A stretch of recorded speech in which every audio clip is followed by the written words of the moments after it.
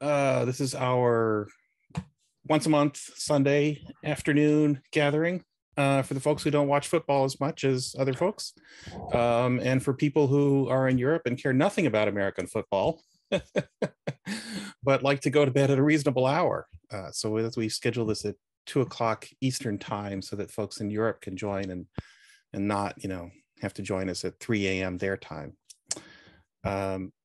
I see a couple new folks tonight. Thomas Aaron, Jim March. I see Ralph has joined us again. So let's start with Tom Aaron. Tell us a little bit about yourself. Oh, goodness. Well, so I was on the internet not too long ago, looking at eBay, and I saw this, and Nice. that was my first computer. I bought it from a mail order catalog called Union. I grew up in West Virginia, got it.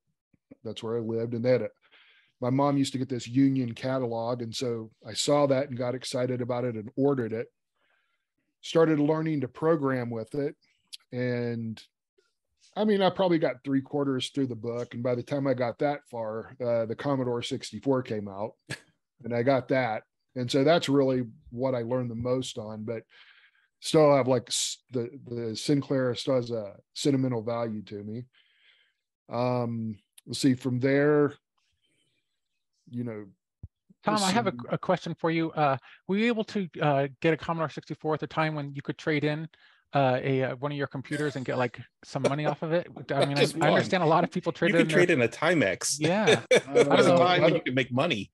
I don't know. I don't really remember that, but I remember like my high school principal at the time was using a Tandy, was Radio Shack Tandy, all-in-one computers. I don't remember a whole lot about it.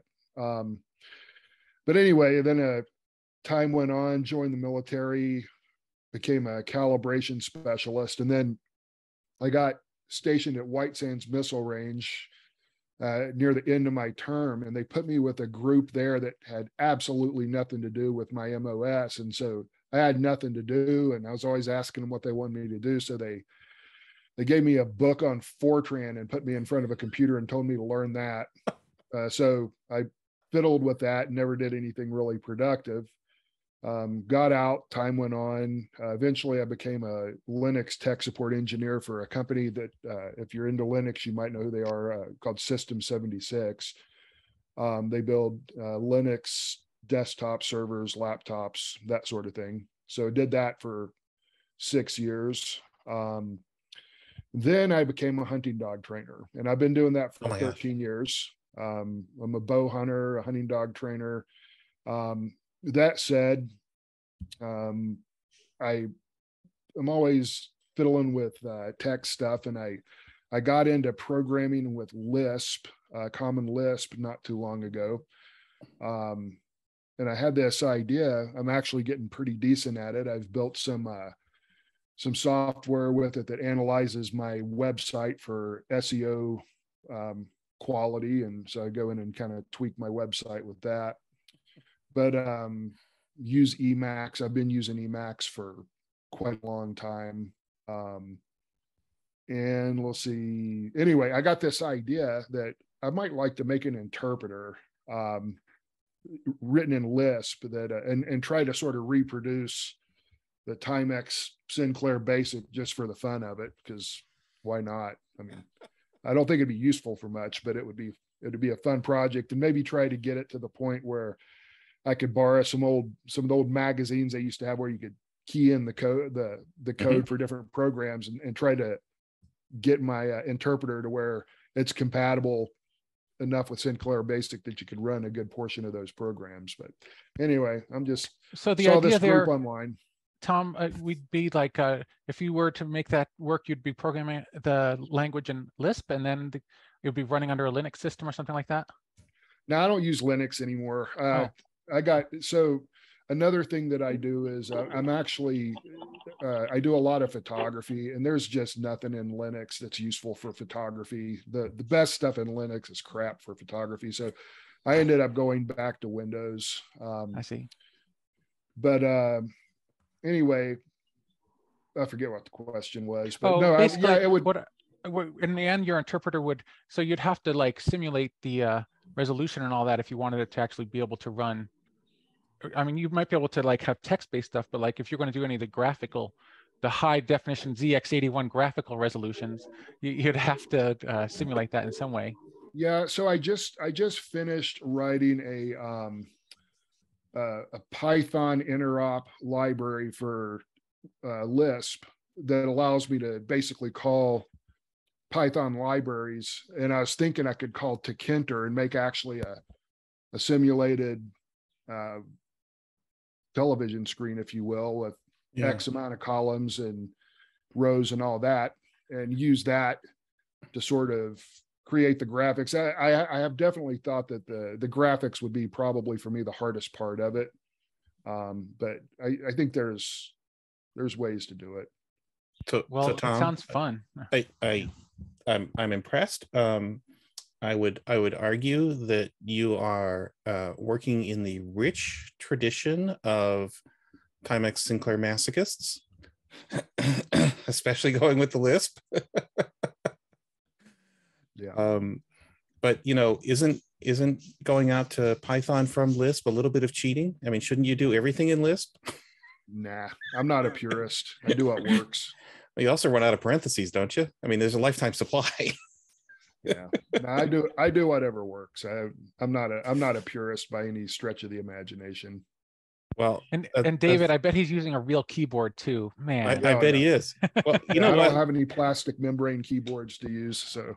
Well, but you know what? Stewart can hook you up with a little micro switch keyboard, which is a distinct step up from that flat plastic thing.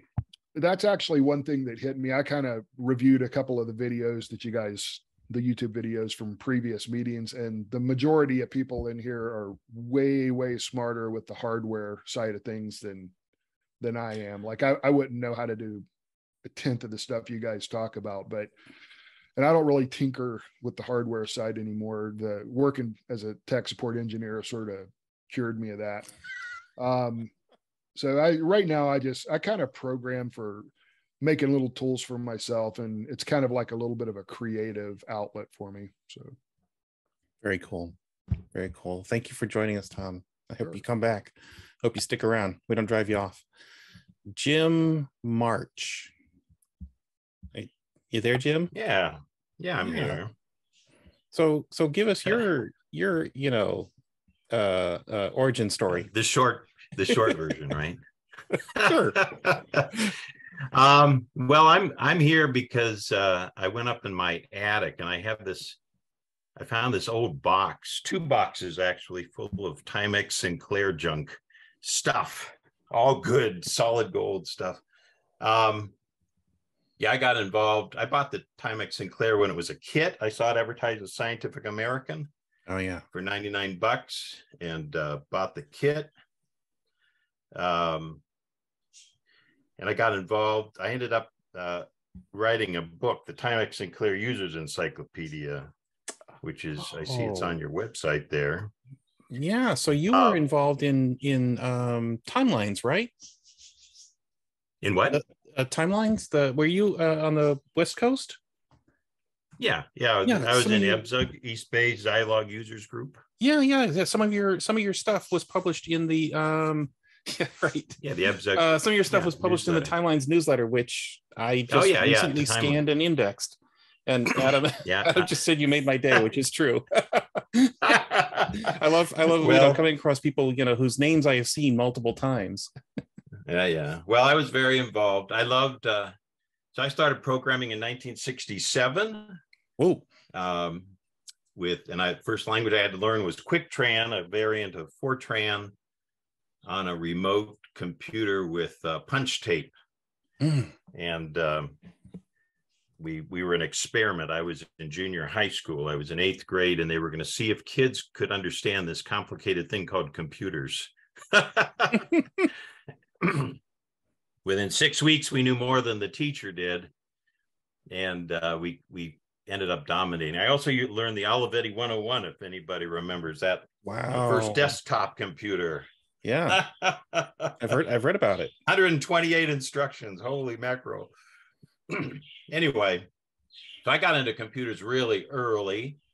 I ended up doing 2 years of electrical engineering at Stanford in the late 70s, and got involved in all the microprocessor chips that were coming out.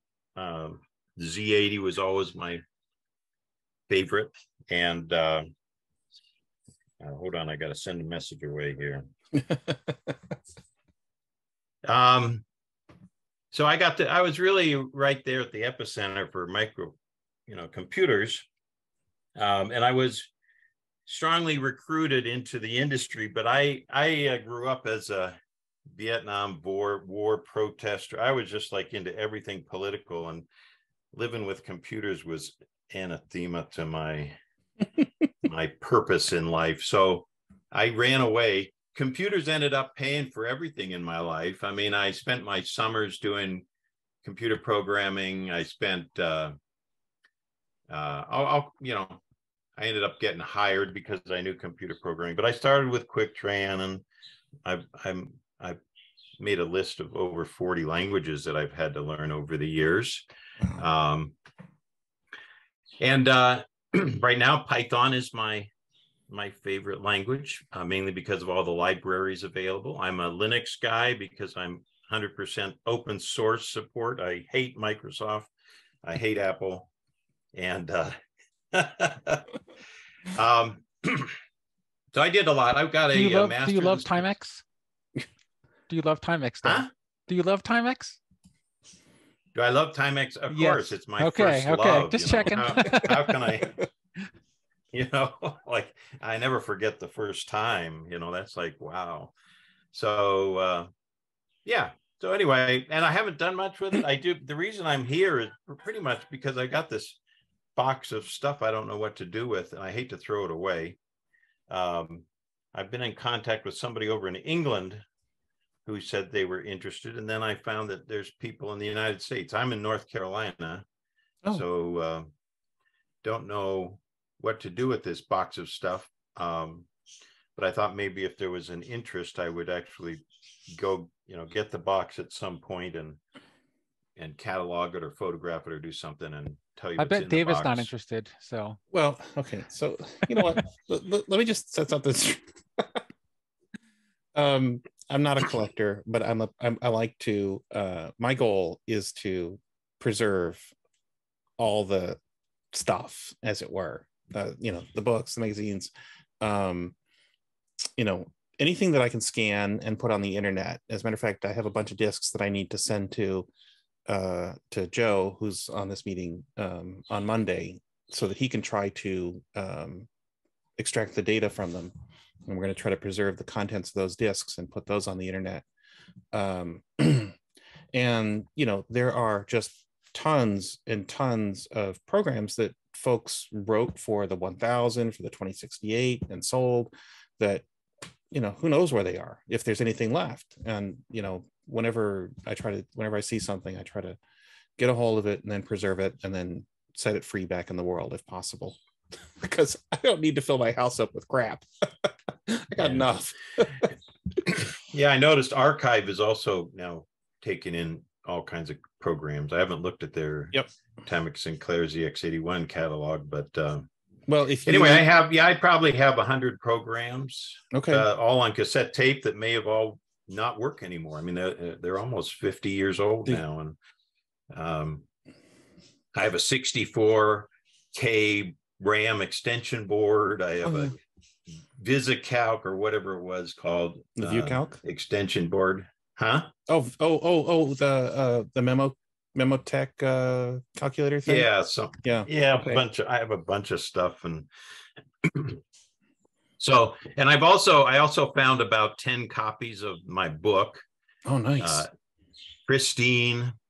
And the fellow in England had an idea, and I don't need any money. I actually started a company back in the 80s. I sold it in 2001 and haven't had to work since. But my my hope would be that if anybody was interested in raising, if anybody thought there was any interest, he thought that a signed copy of an uncirculated version might be of interest to some folks. I have no idea. But anyway, I have about, I think maybe 10, 15 copies of the book, and just a box load of stuff. I mean, God, I remember hanging out and buying everything that came associated with the Timex Sinclair.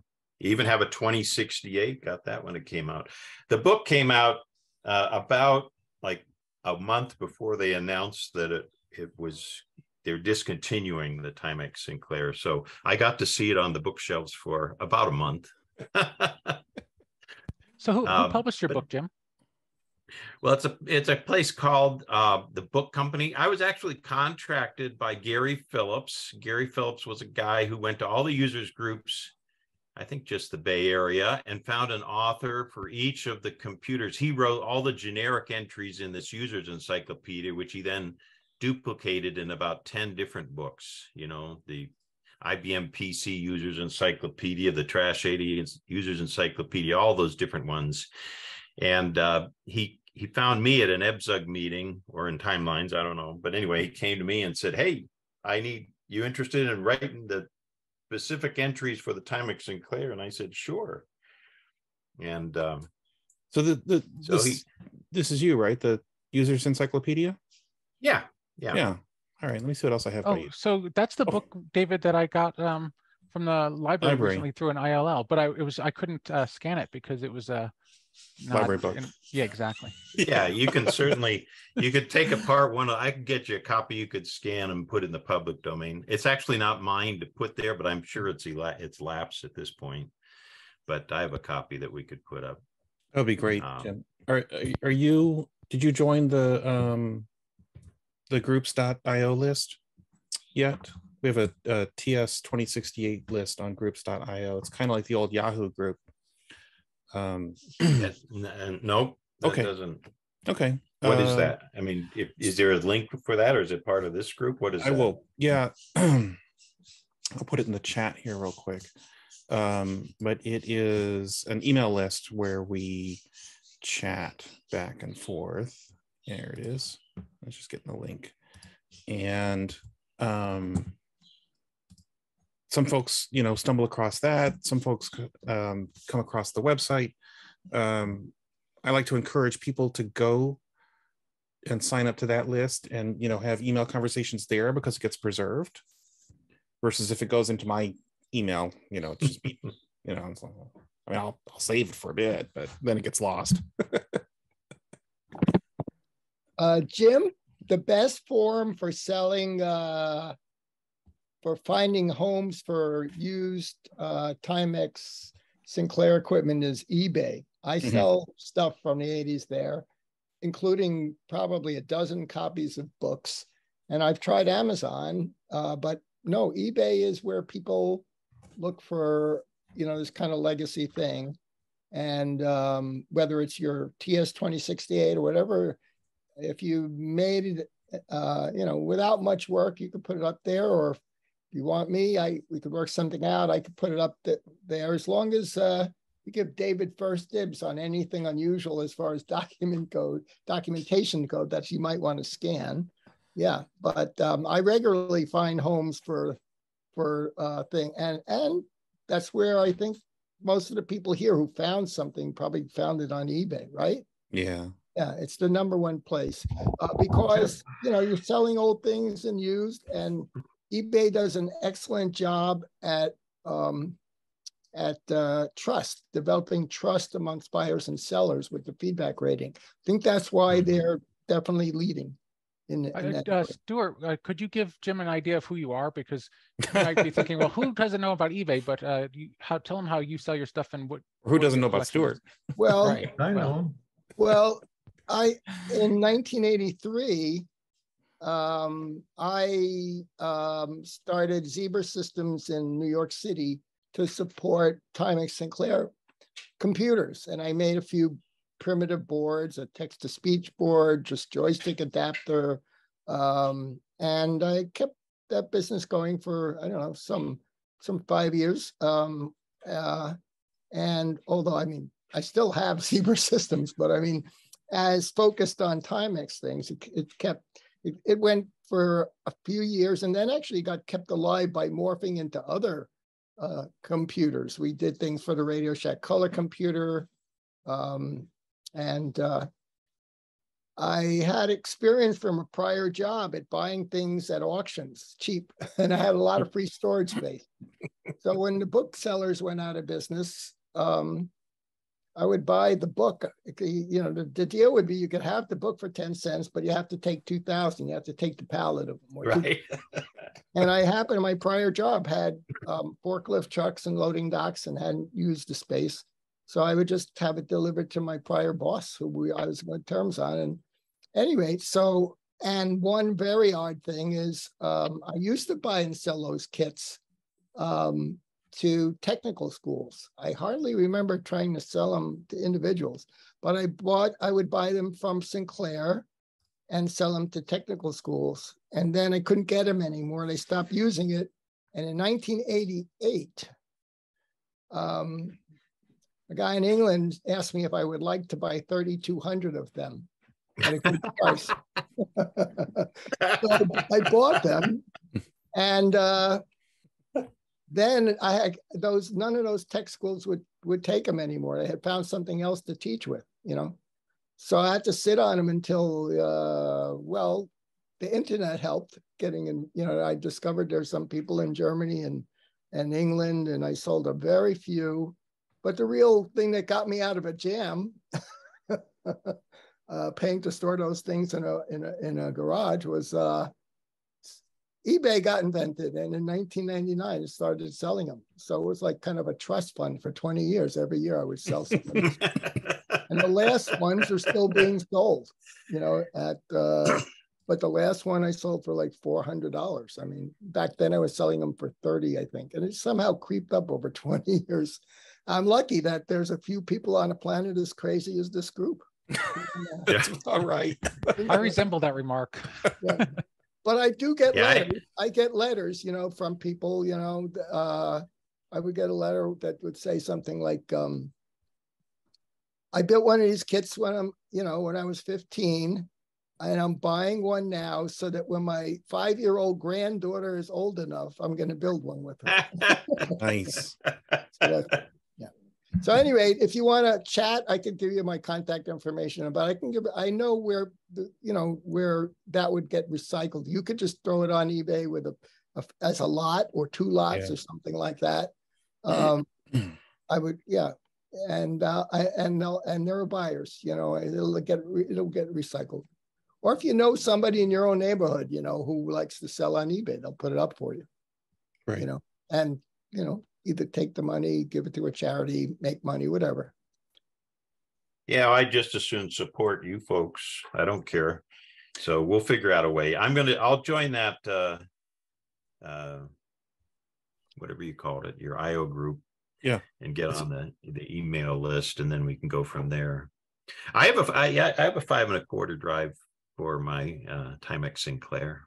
Oh, really? Was it the Airco or Larkin or something else? I'd have to look. I haven't touched it for so long. Those were the days when you needed like a power strip to plug in all these peripherals, because the darn Timex Sinclair wouldn't drive it. It only had enough energy for itself. Jim, I put my email in the chat as well, so you can, email me directly. Okay. Because I'd at least like to get a copy of your book to scan and put on archive. And, if you have other like newsletters or other, print stuff, the tapes. Yeah. I have a lot of Sync magazines and stuff. All the syncs got done. Somebody did all those. It's fantastic. Yes. All right. I loved Sync magazine. Yeah. Okay. Anyway, that's what I'll just tell you that these days I do. So my company that I sold did artificial intelligence, and I continue to do that. Have done that, but I'm more on the social side. What can I do to help my community?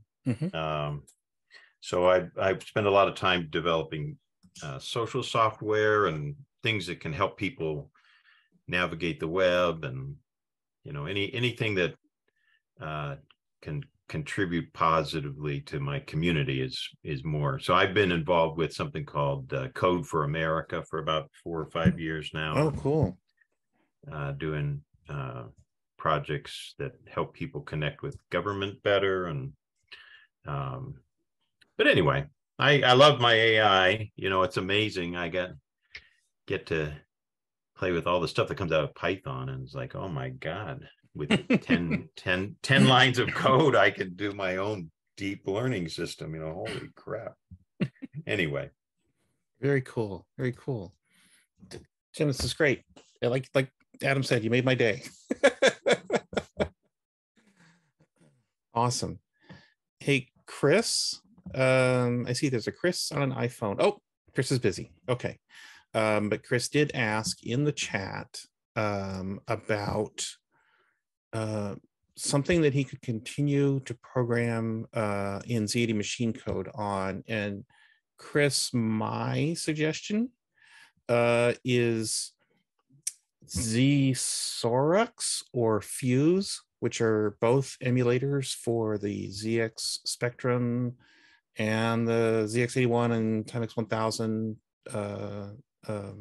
computers, and they're a little easier to use because you can use your actual computer keyboard as opposed to the flat horribleness of the 1000. You know, I have a question on keyboards. I'm quite happy with the tactile keyboards that I'm getting from Ginger Electronics and reselling. Mm-hmm. And wondering, all the emulators that you use, like on a Raspberry Pi or whatever you're running your ZX81 emulator on, pretty much everybody's going in with a normal PC keyboard, right? Yep. Yep. Would there be a benefit to make the Timex keyboard, this Ginger Electronics keyboard that has tactile feel on it? I like it a lot. Mm-hmm. Emulate a 101, keyboard, PC keyboard, so that it would work with the emulators. I think that would kind of be a nice thing to do because it is a nice keyboard. But I completely agree with you. Has anybody done that already? Yes, there's a guy in, I think he's in Australia, David Stevenson, and he has a website called something like ZX81 Keyboard Adventure. I'll dig up the URL. And so he designed a full-size, not a full-size, but a 40 key keyboard that uses full-size cherry switches, right? And he put blank keycaps on it, and he got these stickers that, as it turns out, come from a place in Niagara Falls. And then a little 3D printed case that you could make, and a unit that plugs into the back of the 1000, right? And that lets you use, lets you have a nice full-size key switch keyboard. But he also put on it, I think, an Arduino Nano. I'd have to dig it out and look. And that connects to a computer as a USB keyboard.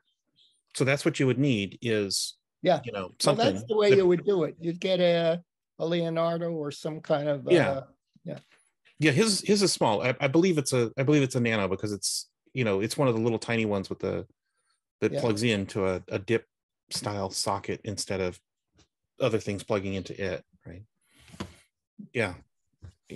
So Chris, I put links to ZSORX and the Fuse emulator, right? And Tim's right. 81 is good, which is a real nice emulator as well. Since we're talking about emulators, can I ask a question about them here? Maybe someone can help me out. So maybe a week ago, I posted something to the groups.io asking if anyone has any experience with the emulators and stepping through the Z80 code.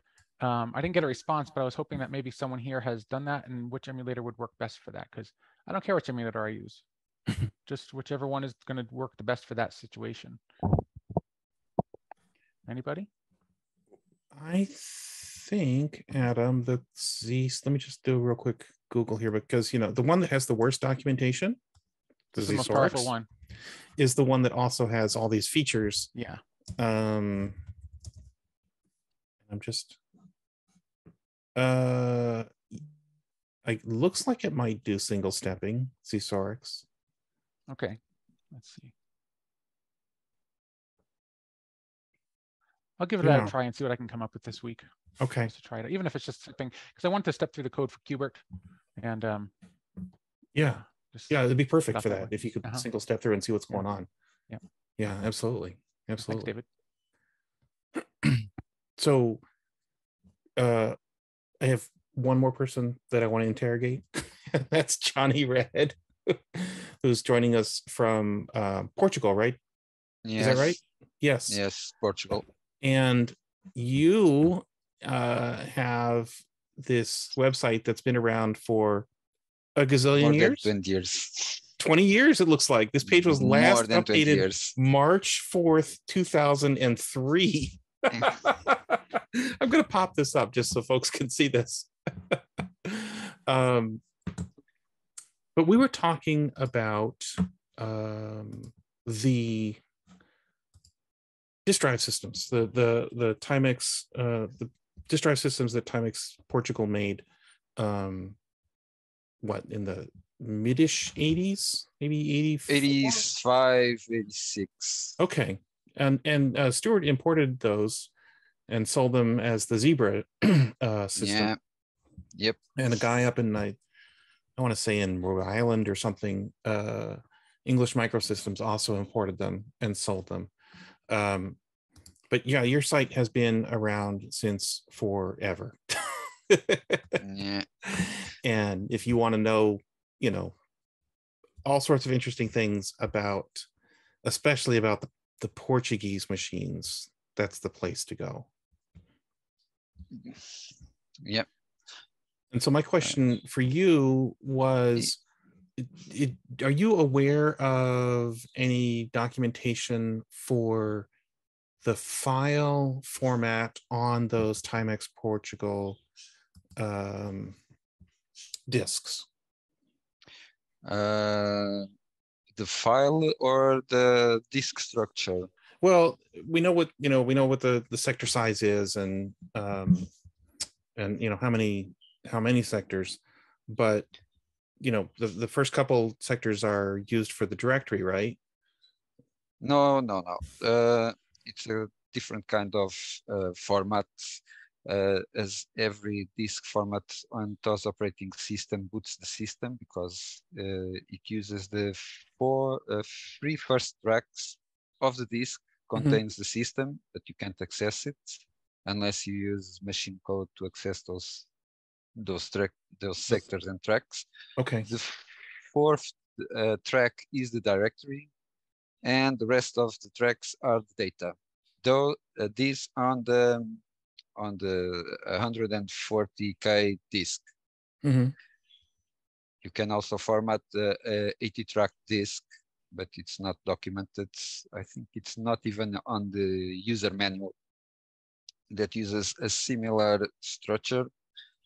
But since it's two sides for 80 tracks, the first two tracks of each side contains the system, and the next track contains the directory, and every track follows are the data. File format. Well, it's very simple. It's somewhere on my website. Okay. Somewhere. Can I have a question about this? We're not talking about the disks in CPM format. This is like the native format that it's going to use for the Timex? Right. Yes, the Timex operating system. The CPM format, it's not standard. It uses another format. I'm not much into it. Most people always ask about the Timex operating system, not the CPM. Let me see. It's the technical document. Let me just put the link to your website in the chat. Maybe I can use it here. It's easier. Sorry about this. So while you're looking, a program uses 7 bytes. It has a header of 7 bytes. Then it has the program like in a tape block. Okay. It's not that different. A code file uses 5 bytes of header. It has the 5 bytes and the data, and the arrays is the same thing. Interesting. Okay. Okay. So it's not very, very different from a tape. It's technical info. No, this is FTD. So while you're looking, Stewart, do you recall how many of these things you imported? Oh, I found it. Okay. It's on this page. Not very many, like a dozen. Oh, wow. Okay. They didn't travel well. They were not, I didn't remember this, but more recently in the last year, talking to Al Hartman, they were just not very well assembled internally. Huh. And so, yeah. Oh. Interesting. Yeah, Johnny, this is exactly what I was hoping to find. Yes. So you have the header structure. You have basic with 7 bytes, tables with 5 bytes, and code more 5 bytes. Okay. Okay. Now, this is perfect. This is absolutely perfect. This is what I needed. Now, if you want to see the, I don't know, if you want to see the directory structure, but I can show it if I can share my screen. Yeah, let me. Oh wait, I forgot to unpause. Give me just a sec to make it all participants. Okay, you should be able to share now. David, what are you going to do with this information? How can I share it? How do I do it? There's a green button at the bottom of the. If you're using. Why don't you open? Let me just double check to make sure. Who can start sharing? Oh, my interface has vanished. So Adam just asked me what I'm going to do with this. I have 3 boxes of of these discs. Okay. That let me see if I can share my screen. Okay, go ahead. Is it sharing already? No. Do you want me to pop up? Oh, wait, wait. I need to there we go. Press on this screen. So oh this is Fuse working with an FTD system emulation. Really? Oh yeah, 2048. Nice. So this is the start of the directory. Yeah. You have. I keep forgetting these keys. So this is the name of the disk. Yeah. It names OV. Don't ask me why. This is a program where you have the name. The first byte is the directory it is, because the Timex operating system is much like MS-DOS. You can have folders with stuff. You have the name. You have some flags that sits in here, and the second row is the allocation table of the file. This file uses allocation 4, 5, and 6. Now I can reset this. Let me reset this. Yes. So you can see it's. Oh, interesting. Oh, great. Now it don't let me. Why can't you let me? Because it's an authentic experience. Zoom is messing with this. Oh, okay. No. Took your keyboard? Yep. I can use this. Okay. Yes. So you can see this is an emulator, you can load programs. Yeah. So for example, you have this file, this FDD, that it's a screen, and you see it says it have more 5 bytes than normal. Yeah. Because it's the header push plus the header. You can load it like you do.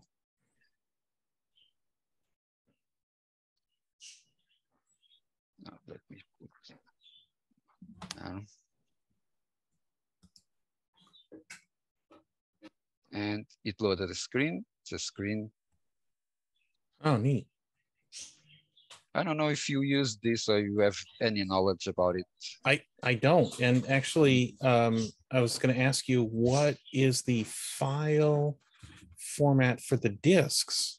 Because, you know, I'm thinking ahead here. I'm thinking, you know, Joe's going to extract the stuff, hopefully extract stuff off of these disks. And then it's very easy. You just need one FTD drive. Yeah. Connected to your PC with with obviously a disk drive controller, and you use a program named CPD read XP, and you read the disk, and you just make an image of it, and you can use it straight on this emulator. Interesting. You don't need to do nothing. Okay. No need to convert, nothing. You just need to connect the drive, read a disk with that program. Okay. I'm not sure where it is right now. It's kind of crumpled. It's a bit, yeah. I'm curious to know what those see. Okay. It's not this. It's somewhere on here. It's this CPC disk XP. Interesting. Looks like a Windows program. It is. It works best on Windows XP. Okay. No. Disk. Oh, does CPC stand for? Yeah, it's a program that someone made to read the Amstrad disks. Oh, but it works the same with Timex disks. It's not the logical format that is important. It's the physical format. Okay. You can read any French disk with this. You can read MS-DOS disks. You can read the push-free ZX Spectrum push-free disks. Yeah. DOS disks, CPM disks. You can use it. And you use it just straight on the emulator. For example, this emulator can boot CPM. What? It can boot CPM. It's not here.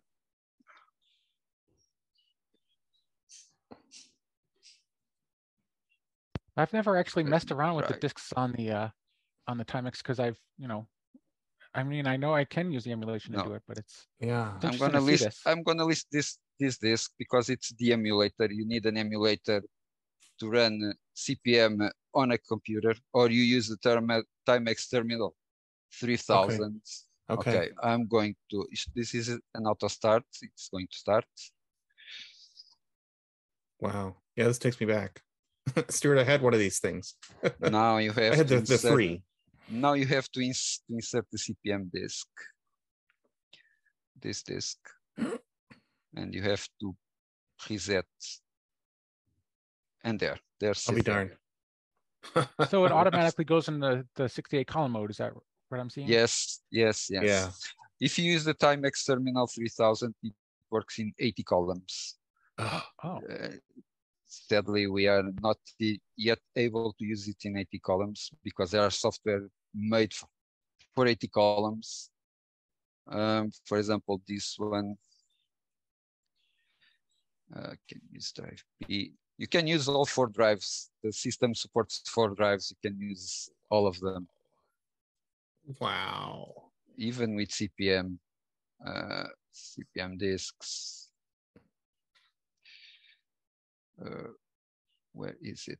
Where is it? So it is one open. So B drive.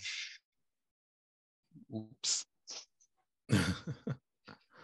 I know Timex sold a bunch of these in Poland. Yes, they did. And the Poland, they did a lot of research of it. See, it's 80 columns and it's broken. Oh, yeah. Yeah.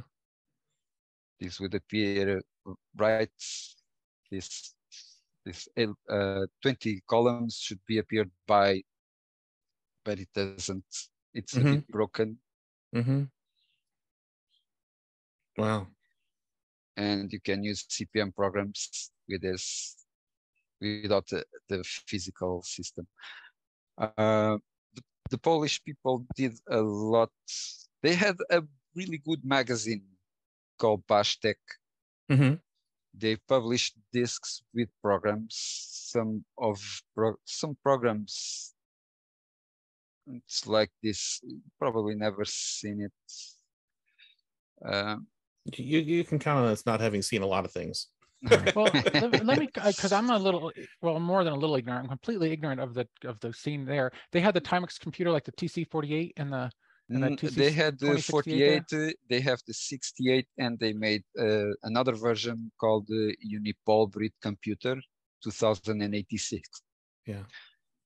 So it's like 2068, but they changed, they inserted, they modified it. One of the joystick ports with a printer port with a controller inside. They are nowadays very difficult to find, even in Poland. Have to reset this.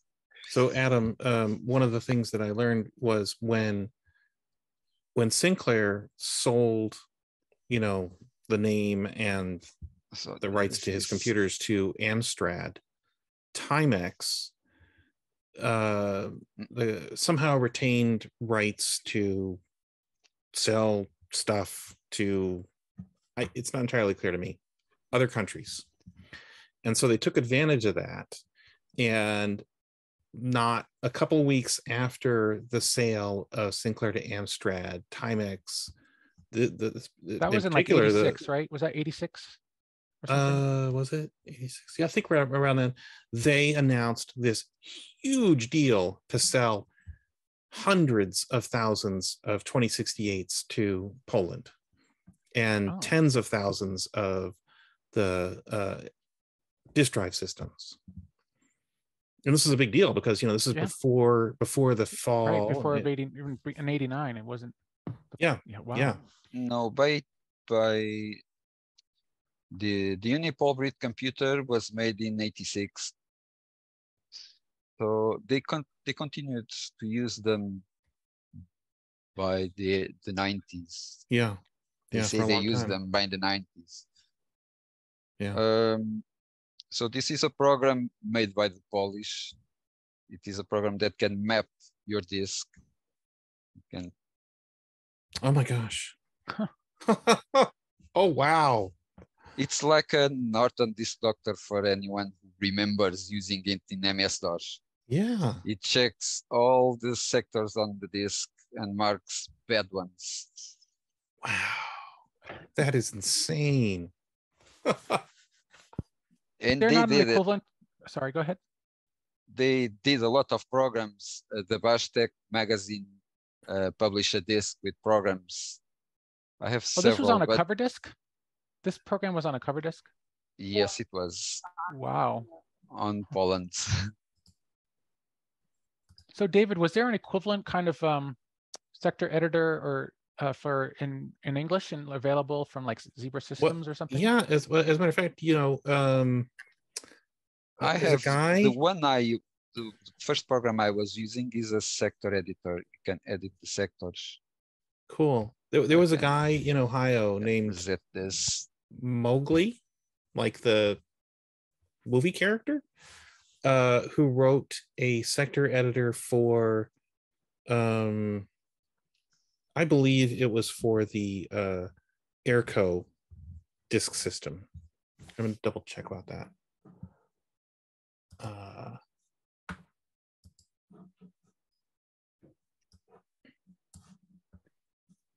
Let me go look here. So this is a sector editor. This is a sector. You can see the operating system in here because you can move to the first track. You can see the other sectors.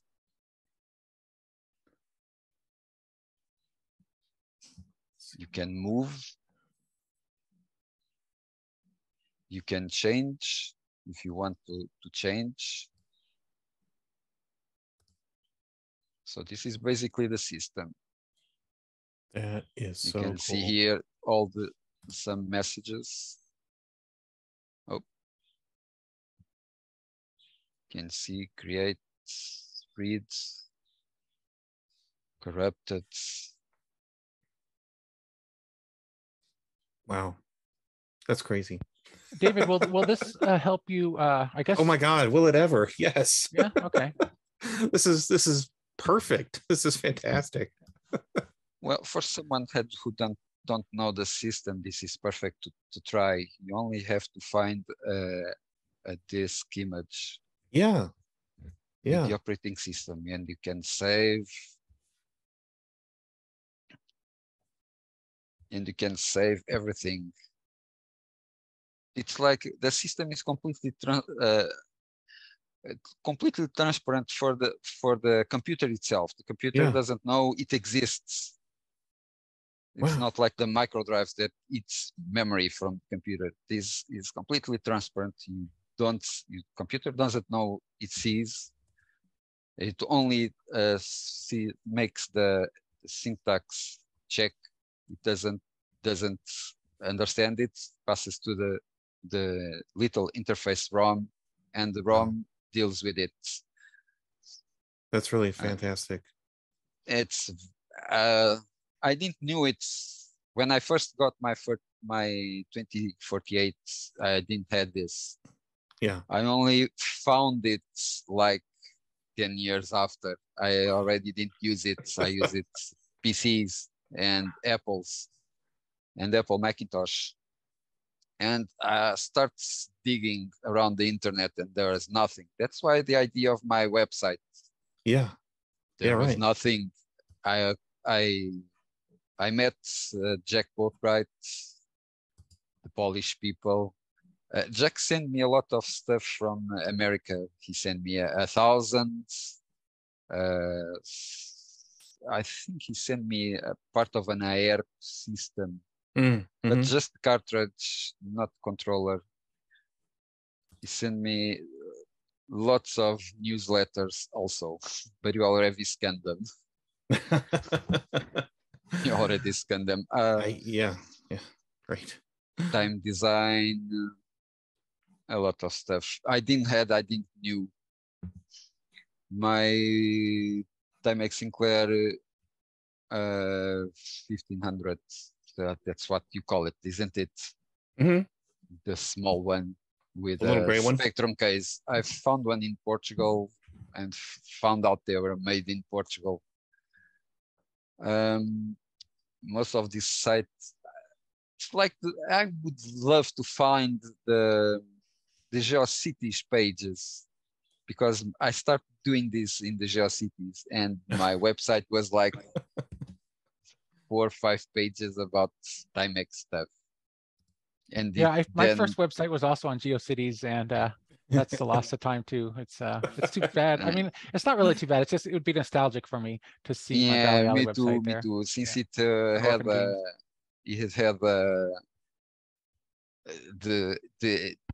the editor was online, so never had the HTML files with you. Yeah, right.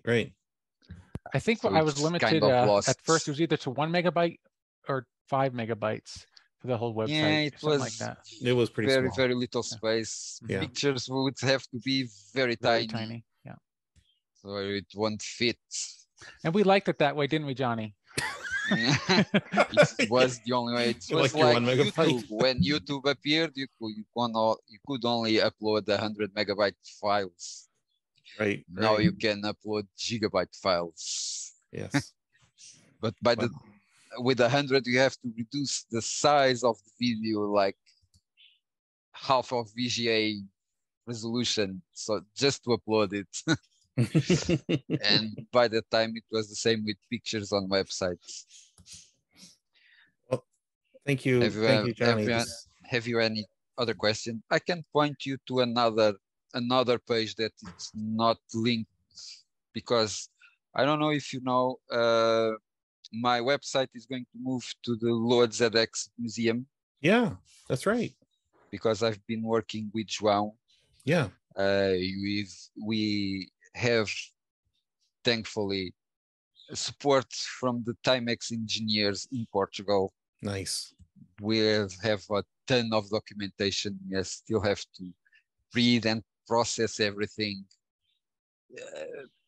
Things that was not finished, things that just concept of it.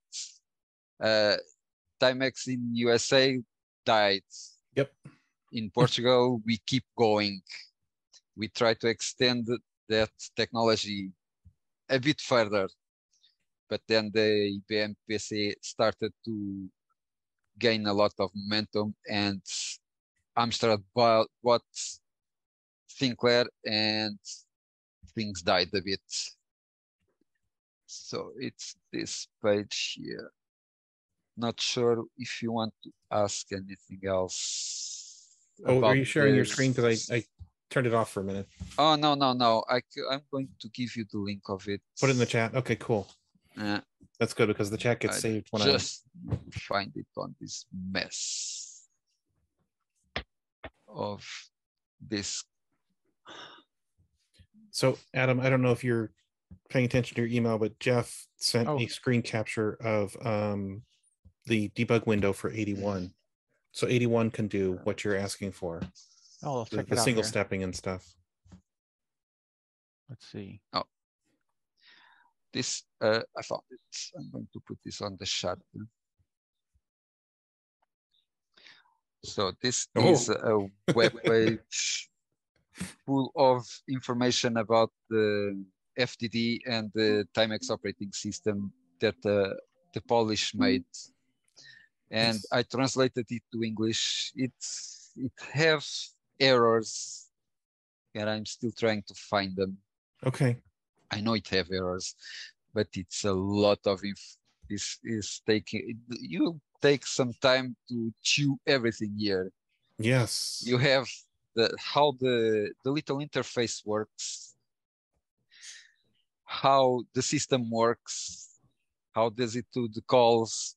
Yeah. Inside the system and to outside of the system to the computer. The questions you made about the format, file format. Wow. It has a lot of information. That's amazing. Yes. It needs still some fixing on this machine and these assembler listings, because I don't know how to do it, how to fix these listings. It's so full of dots, trying to align, the text. Wow, it is a lot. That's fantastic. Thank you.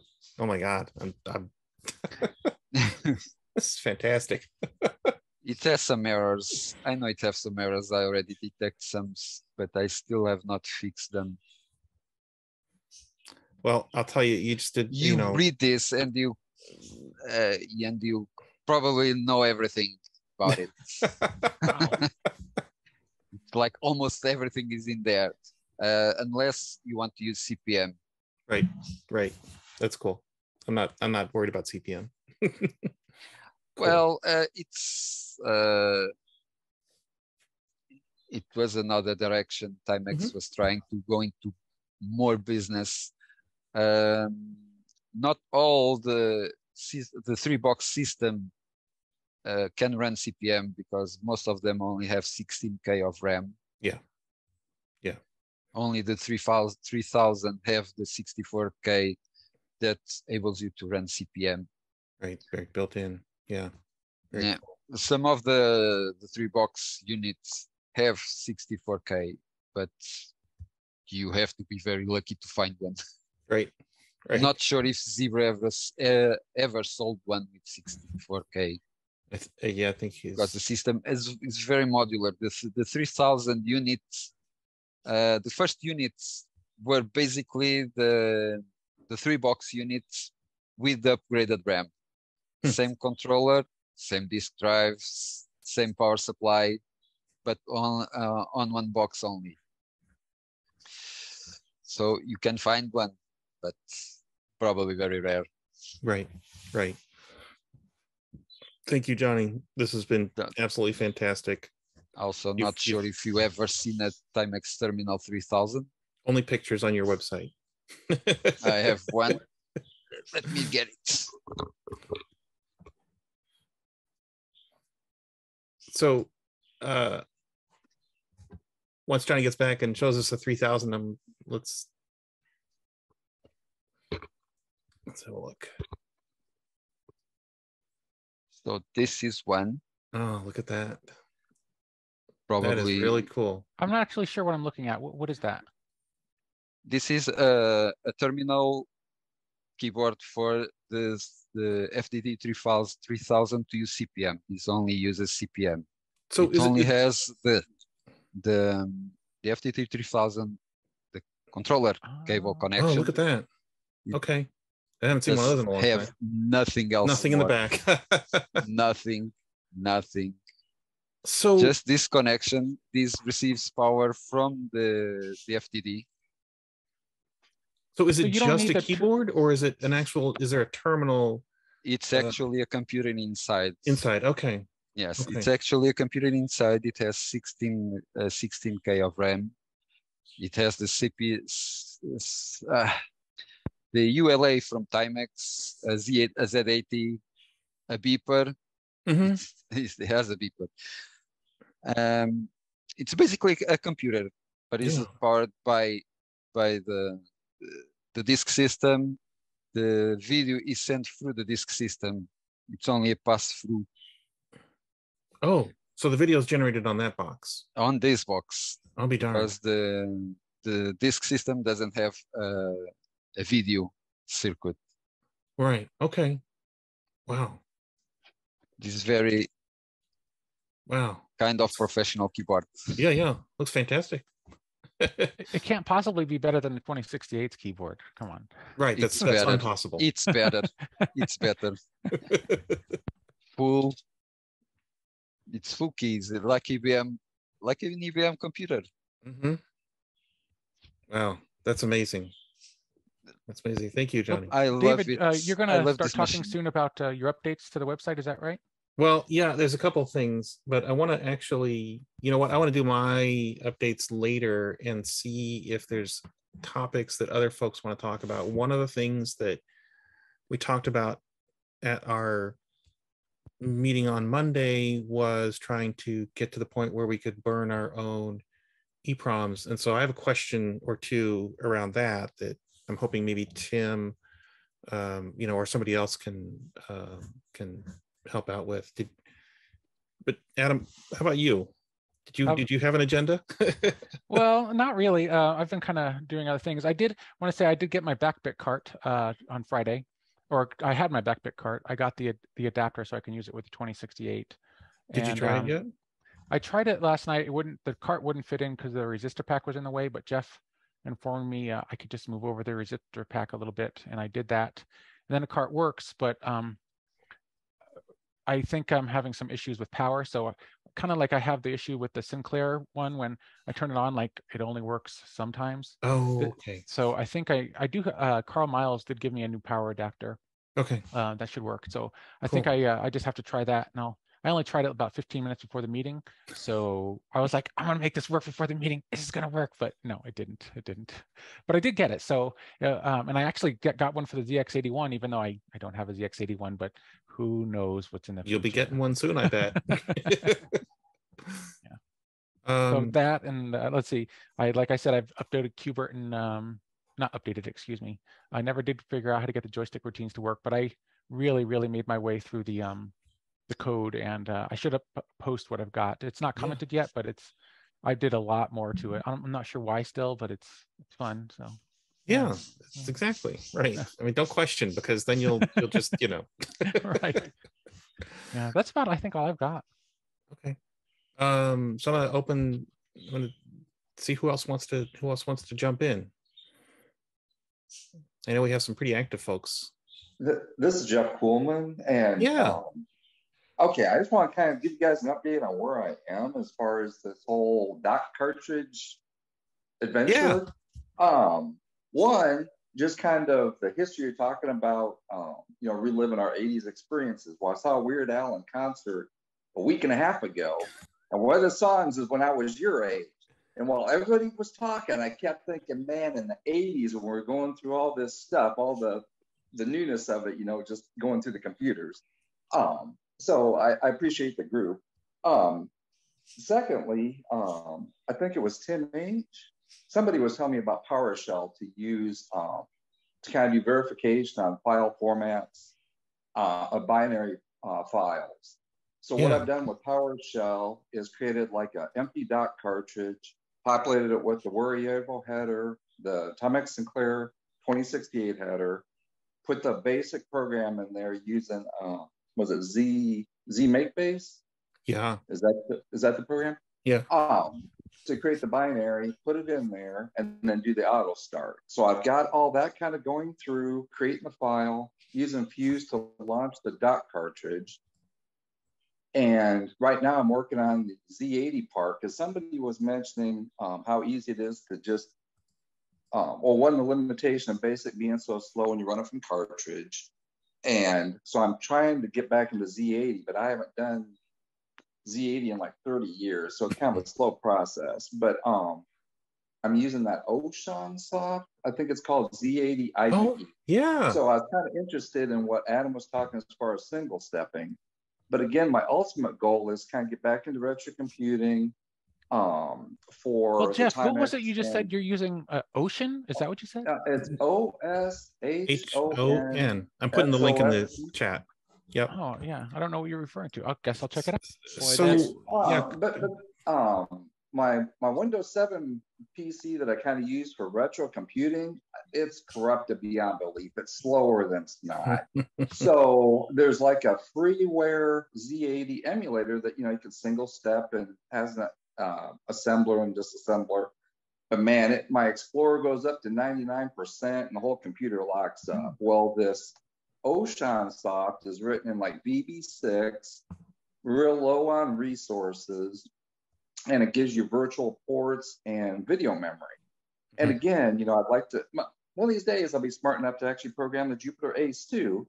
So I'm trying to write my Z80 programs flexible enough that I can view like a ZX81 or the Timex Sinclair 2068 or Jupyter Ace, and you can kind of map where the video memory is in the memory map. So I'm starting to kind of get into my word game, read in the word list, and extract it. And I don't know if anyone here has ever done Baudot code. It's BAUDOT. Yeah. It's like a 5-bit. Yeah, it's a really old standard. Teletype. It's teletype code. Yeah. Yeah. And I'd never heard of it, but one of the Z80 reference books I purchased to kind of refresh my memory on Z80 kind of mentioned this code. And I've never even heard about it. So I'm cramming like 8 letters into 5 bytes, just, doing the shifting and ORing and stuff. And I don't know why. I mean, it just kind of seemed like the thing to do. If I'm going to make the leap, I might as well play with other technology I'd never heard of. But I will say that the single stepper is pretty cool on that IDE, because you can single step, you can go in slow mode, and while your simulation's running, you can dynamically speed or slow down the emulation. So it's been pretty handy for kind of refresh my memory on going through the Z80 code. So Jeff, can I ask you, so this is that, what is it? the OSHA soft. So I was just looking at the webpage. So it just basically is a Z80, like on a, I mean, it's not really on a breadboard, it's in software virtual, but like, what's the IO with it? I mean, how do you communicate with it? When you look at the, I think it's called the tools menu, and you go in the tools menu and you've got a virtual memory map for the video screen. You've got a input output, a virtual input output. And so, I mean, sorry, input output. And so you can have like these fake LEDs, or you can enter an ASCII code to simulate a input into the Z80. And it's been pretty cool for just kind of mocking up these different things that, right.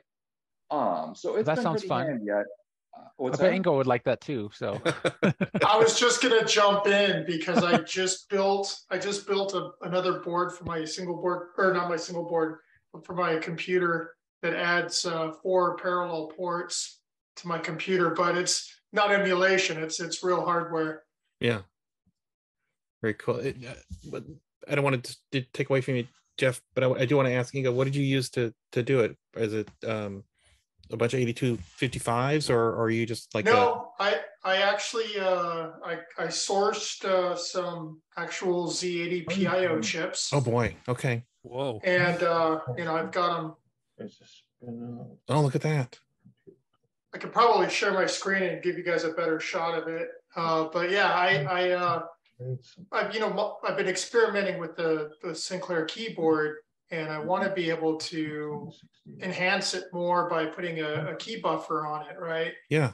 So I'm debugging the ROM keyboard routines from the ZX81, and I made myself an accumulator readout and a flags register readout, but that takes up all of my interface space. So I had to add more parallel ports. So now I've got 4 parallel ports that I can use and further debug the keyboard and the ROM routines, so I can figure out a way to write a keyboard buffer. That's cool. One project leads to another. It does, yes, yes. So back to you, Jeff. Do you feel like you're making progress? Usually no, but every day it seems like I do. It seems like I have those days where it's like, hey, I made progress. I did kind of make some notes on what I was doing. And I guess one of my questions as far as this doc format that I still don't really understand. Before I continue, I appreciate you sending that memory map. It was the guy in Spain or something that had decoded some of the dock cartridges, and he actually had the diagram of the those dock banks that the 2068 uses. Yep. And that was one of the things too. As much as I kind of been moving headlong in my adventure, I never really sat down and drew a diagram of how these memory maps were laid out. So just having that visual reference kind of helped keep things in perspective about what I was doing. But one of the questions that I really don't understand is how that RAM works. Like when you do the 2068 header, I think it's like the last couple bytes or something of that 8-byte header. It tells you like how much RAM to reserve or something like that. How exactly would you determine? I mean, is there like some standard or something? I really don't understand what to do with that RAM reserve bytes. So, Jeff, it's I happen to be working my way through this document called the third-party software guide that Timex put out, and it talks about some of those things that you're asking about, but specifically it talks about what you need to the little 8-byte header that you need for an AROS versus an LROS. And if you're trying to do a basic program, it tells you what the various little bit settings are for those first couple of bytes. But a doc file is the cartridge image, right? Plus something like 9 bytes at the very front, right? That are required by this emulator that was, from the 90s.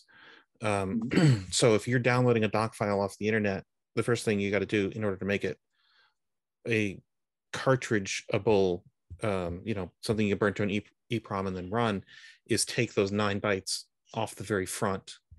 Right. Okay. I'll put the link to the third-party software guide in the chat in a second. And actually, I think you did email it. Now that you mentioned, the problem I've kind of had, excuse me, with these references, I start looking at one reference, I make some notes, and then I go to another one, and nothing really. And I think you said you're kind of trying to go through and lay out everything in a more cohesive listing rather than having to jump between these different reference documents. Yeah. And I think that's been one of the hardest parts because I'm not familiar with all the documents that are available. And I forget about going back to that resource that you did mention. Yeah. So I think that's been one of the biggest stumbling blocks. But it's kind of cool. No, you're right. As far as being able to take away those leader bytes, putting them back, getting the emulator to work, understanding how to ultimately kind of what I want is like this little utility that you provide a basic program, you provide some assembly code to kind of pad out the ROM or whatever if you need a helper program or something to speed something up, and then appropriately create the 8 bytes or 9 bytes for these different headers. Yep. So I don't have to sit and calculate all this stuff. Yep. You know, it's like, oh, hey, this basic program I'm putting in, it's going to have 16K.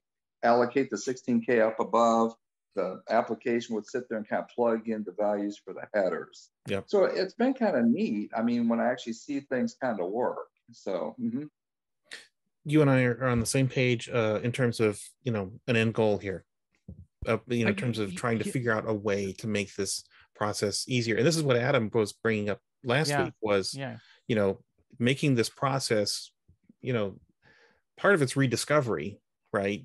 What's going on now. And part of it's then how do we document it so that we can, all do it. Those of us who want to do it can all do it easily going forward. Jeff, I think you might also find that if you take a look at David's, his assembly source code for the ROM that he's been working on for, I don't know, how long you've been working on for that, David? Couple of years. Okay, that's what I figured. It is like commented all up. It's like really cool. I was looking at it like last week, and it was helping me figure out some of the stuff I was looking at for the memory maps and stuff, because I don't really understand the TS-2068's memory map exactly, even though I feel like I ought to by now. And when it can switch in and out, and so I'm kind of going back. In fact, I have this handy, even though it's for the Spectrum, it's I'm going to go back and check out this. There's a game in here that's like a Frogger game, and I'm going to check that out and maybe try to look at that code. Just because I need to understand the basically how the screen RAM works and all that, starting at 4,000 or whatever. Anyway, I'm off topic. But those are exactly some of the some of the little hiccups I'm hitting along the road.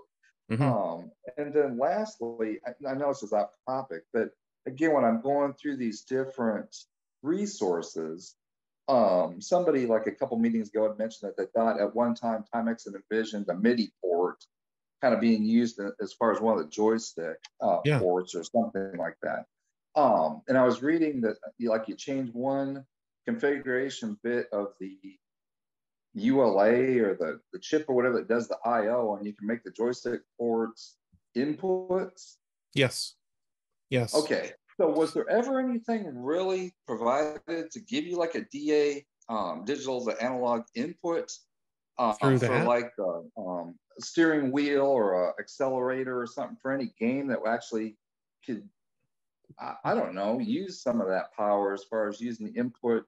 Well, personally, I would not. So that the chip that's doing that is also the chip that does the sound, right? Okay. And this is a General Instruments AY-3-8912.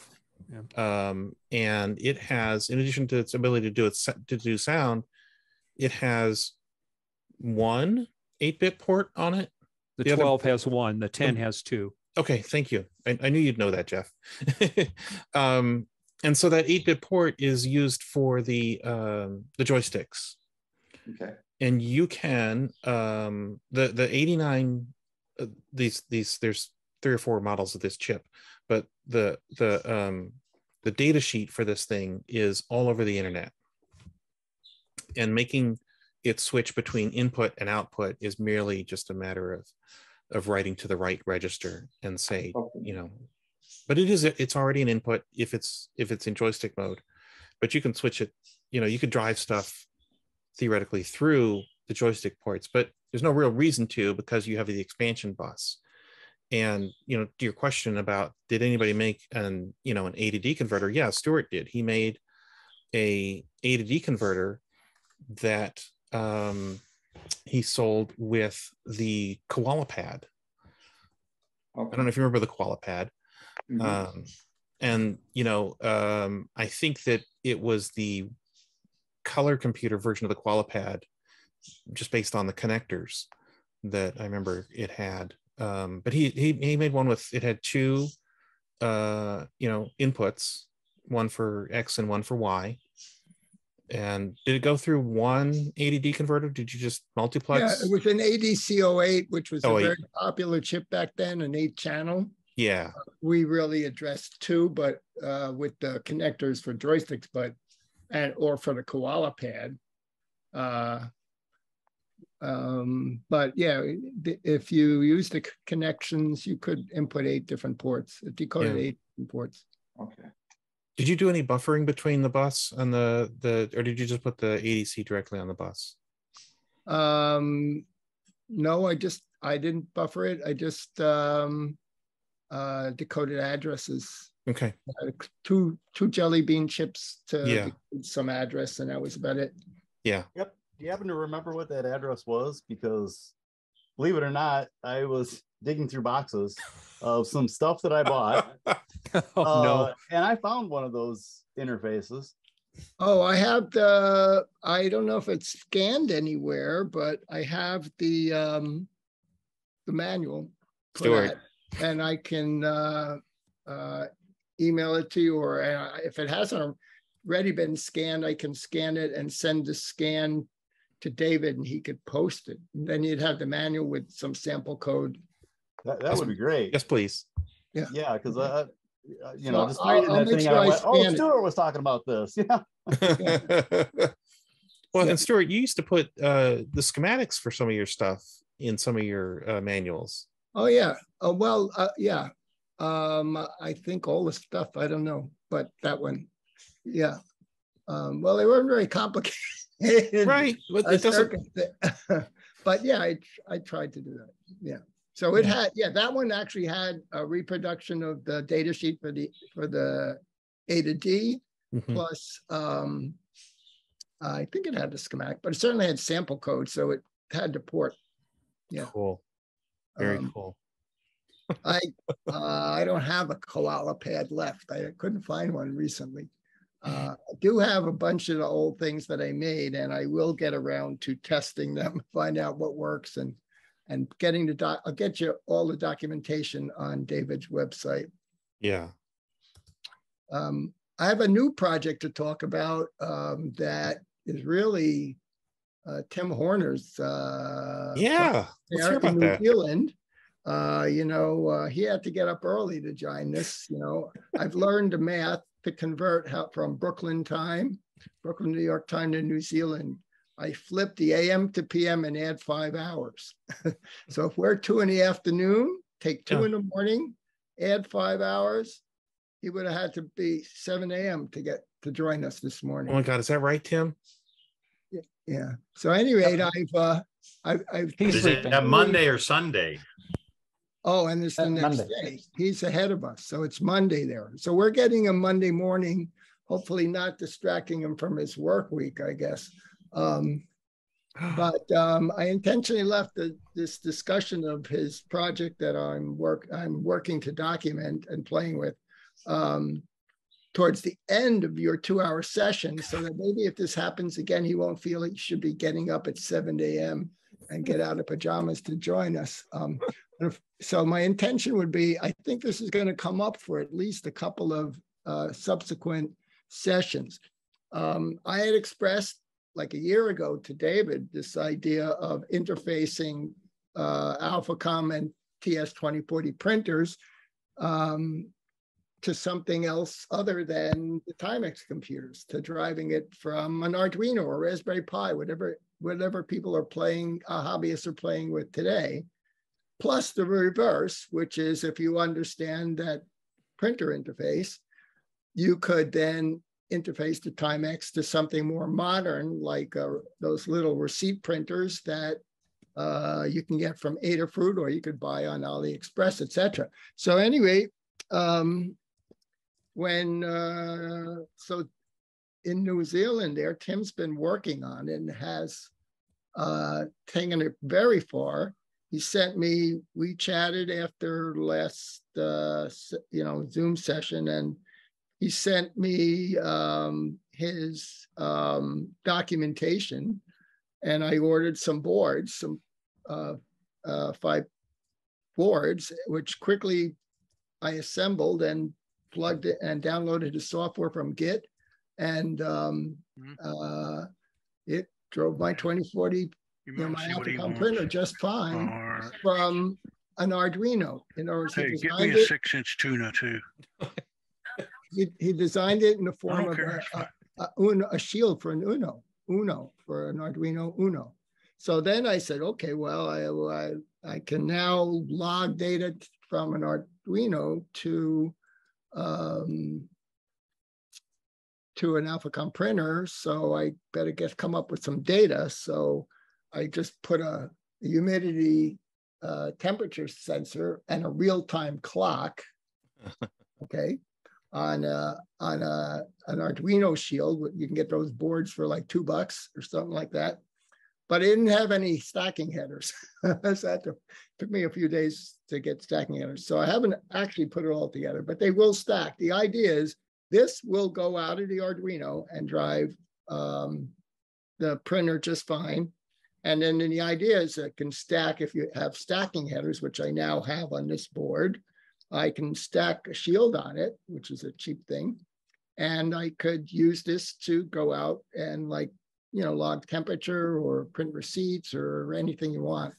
So I should let the brains behind it talk. What do you got to say, Jim? Where are we? I did have a few pieces of feedback on the board when I started to use it in this manner.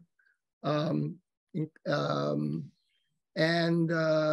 did check yesterday, and he's added some refinements to this board so that it will be, I'm really rusty. Last time I was in a makerspace playing with Arduinos was about 3.5 years ago. So I didn't really know about this quick connector that people are using in so he decided to accommodate that on the board so that a lot of the sensors now that you can get use this really tiny 4-pin 1 millimeter spacing. I had to double check. I can't imagine making a connector with 1 millimeter spacing, but yeah, I got my ruler out and said 1 millimeter. So anyway, they just got this 4-pin, like JCT connector series that's on 1 millimeters. And he put that on the board. So Tim, you should talk. I like to talk, so that's where I got this thing. I like to talk. I like to document. Tim likes to build things for himself. So we're trying to put our heads together on the opposite side of the world and make these boards available so people can play with them. And then also, this wouldn't be the first project. We'll do some projects. So Tim? That's spot on. Now, Stuart, you said it all.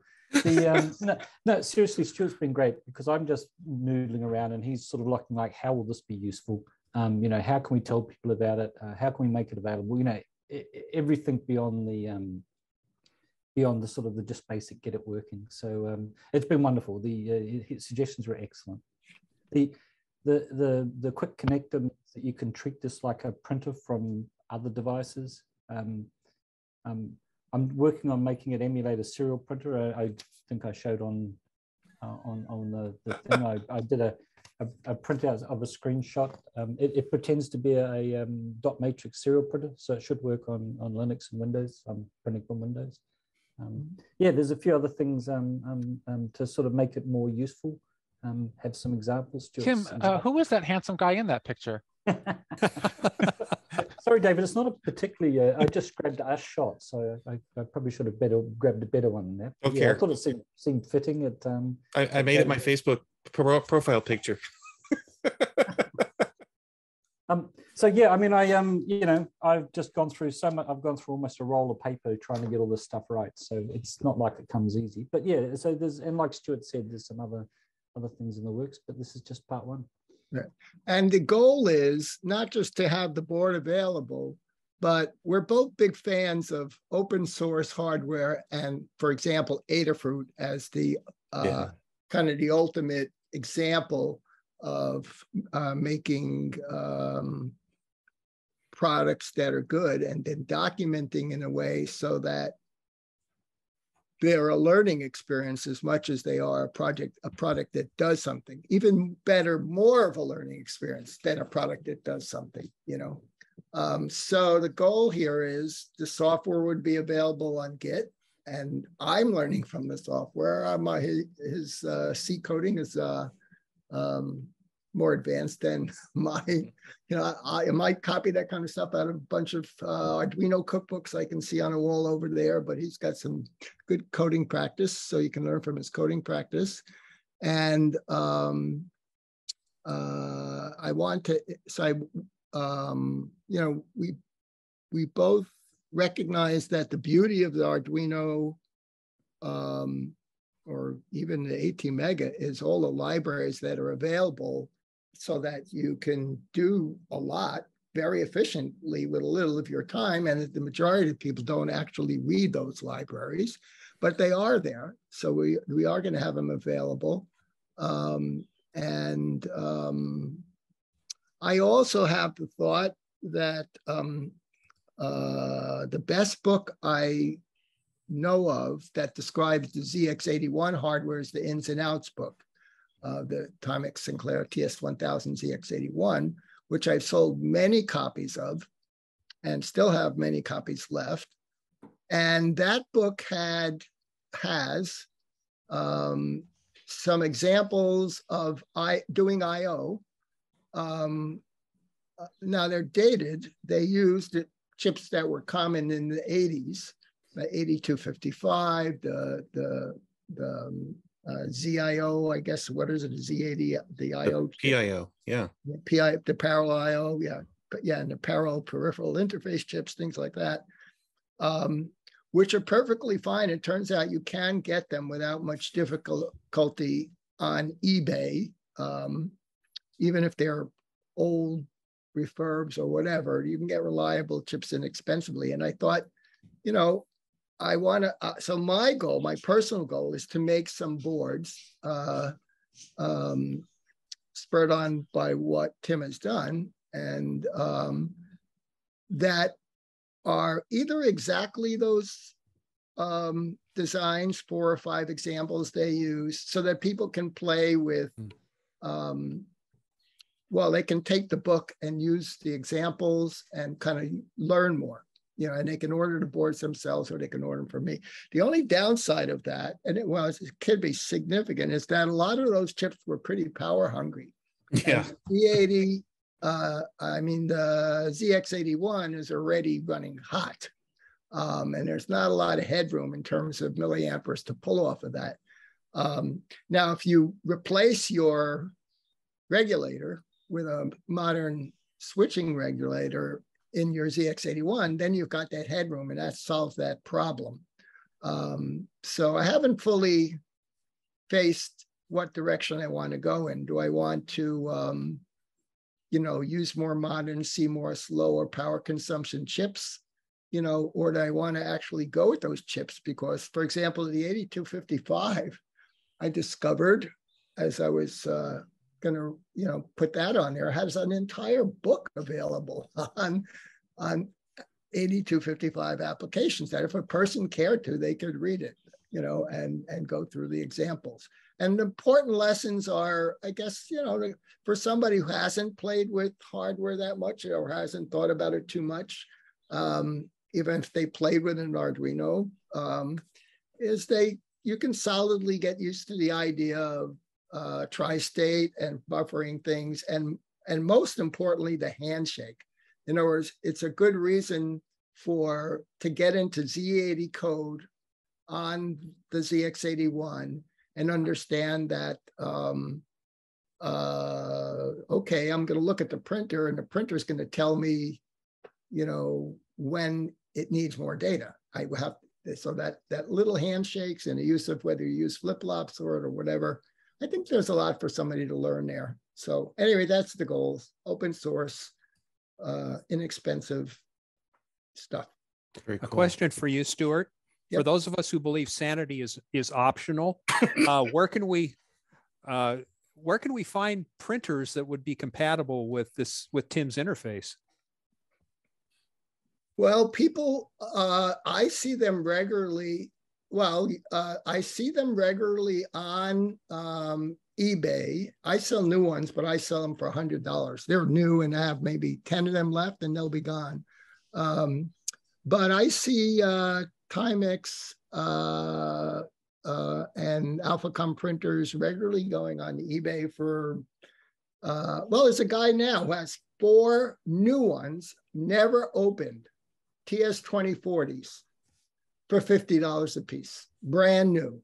And they look at, he's got the pictures, they look like just each, everything's in its own bag, like they're brand new. So I have no reason to believe they're not. He's going to put you out of business. He's going to put you out of business.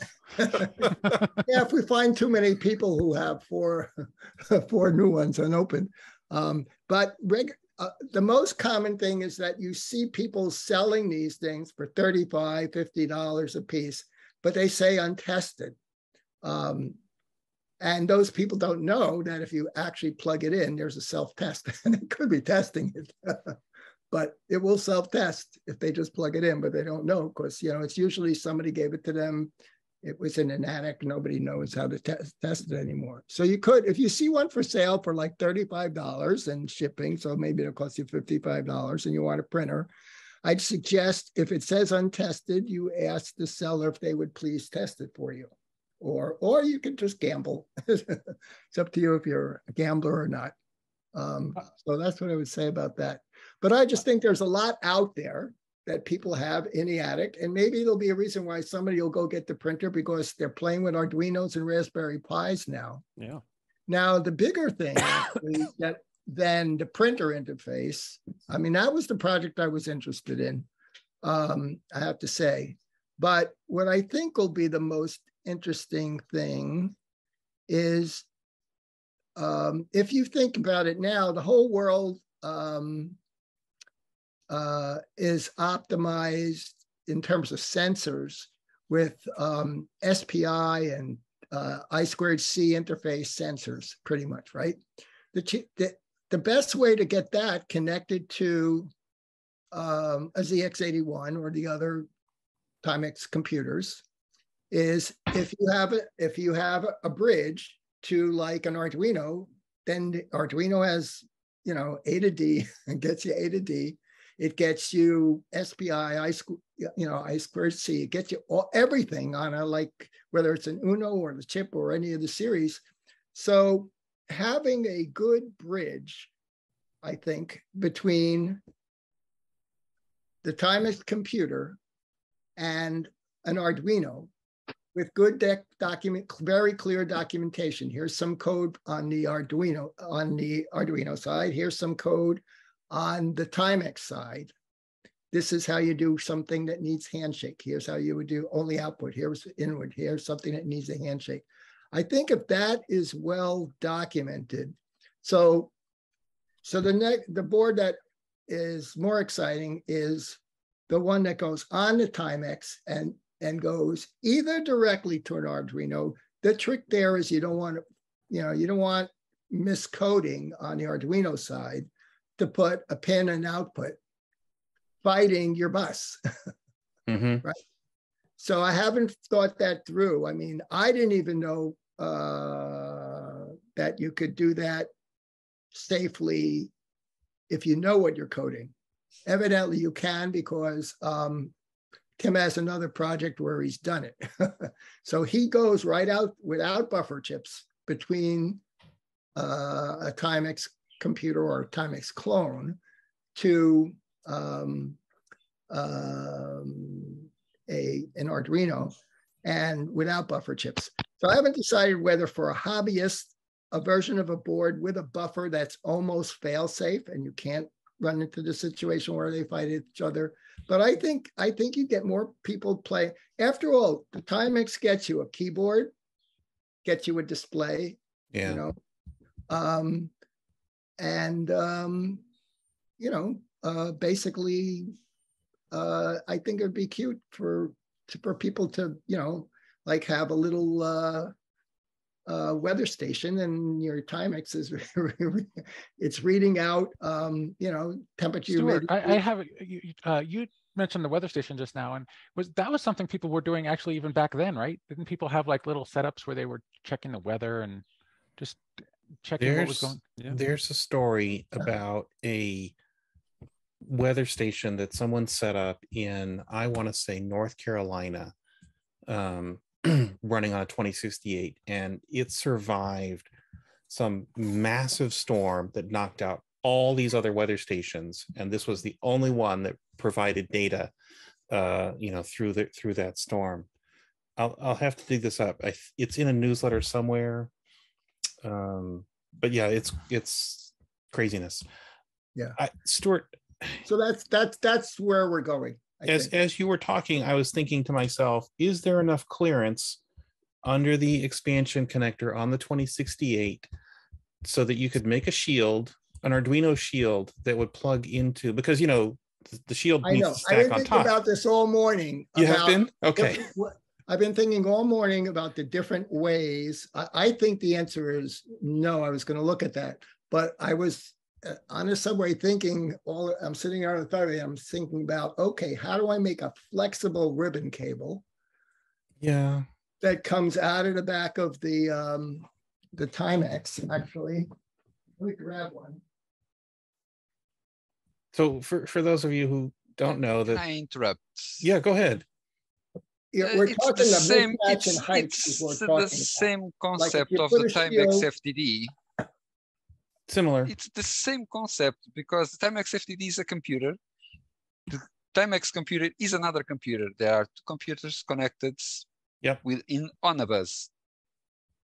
Well, the Arduino is a little bit less powerful in some respects in terms of I/O, general purpose I/O. Like the Z80 has, the full address bus and the data bus. I'm not much of an hardware person. Oh, okay. It's similar. Stewart, hold that up again. What I was thinking about is there is a mismatch in heights here. Yeah, there always is. Right. And the other thing is, not by a hell of a lot. One could put a female on whatever we design here if we wanted to, and ask people to shim this up. That's exactly right. What I was thinking. Get 48 sheets of paper and put it under there, and that would match it. But I was also thinking that a gender changer, basically a female to female that would go into here and either be a flex cable or an offset female to female that gets you the right height. That would leave you with all your other boards, assuming you actually want a collection of these or you want to go out and make your cheap boards. It would be nice if you didn't have to do what my latest board is. This one. I just bought this from David. I took my 2068 out of the closet. It hadn't been turned on in about 20 years. And I bought one of David's adapters. This works with that Sega cable. Yeah. And I'm happy to say I love the color that comes off of my 2068. But anyway. That's the RGB adapter. Is that what I'm looking at there? Yeah, this is one of David's RGB adapters. Yeah. So anyway, but if you had female to female gender changer of this, either flexible or that got you the right height, then you wouldn't have to put connectors on these, and it'd be simpler. You order a bunch, and you order this board and it goes in, and if you have a different design, you unplug that, and it's easier to deal with just these than. Incidentally, this is really nicely manufactured. David, how they bent that. A step above how Zebra did it in 1983. Well, I learned the trick from Ben from Bike Delight. I watched one of his videos and learned the trick. You just take the edge connector thing there and bend it on the desk, and so that the pins come together as a V. Because for years I'm like wondering, how do you get these connectors with the pins where they're coming together?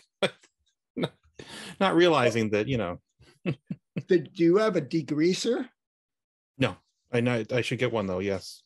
No, I mean, this looks really clean compared to my 1983 work. I thought this was like degreased even. It's really nice. No, that's Kester 33 right there, the solder.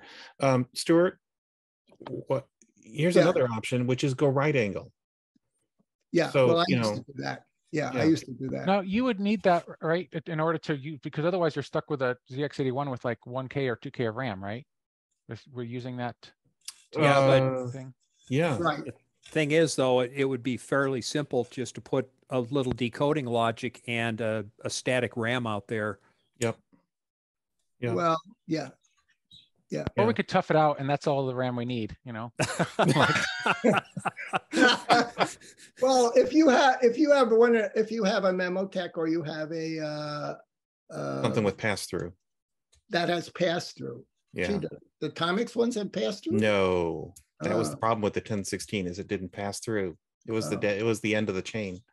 Okay. Well, I'll get rid of my remaining Memotechs. I need to sell them. There you go.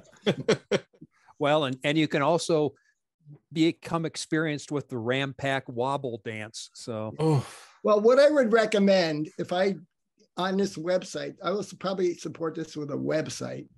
I would recommend people mod their computer, change the regulator to a switching regulator for if they're going to do the power hungry projects.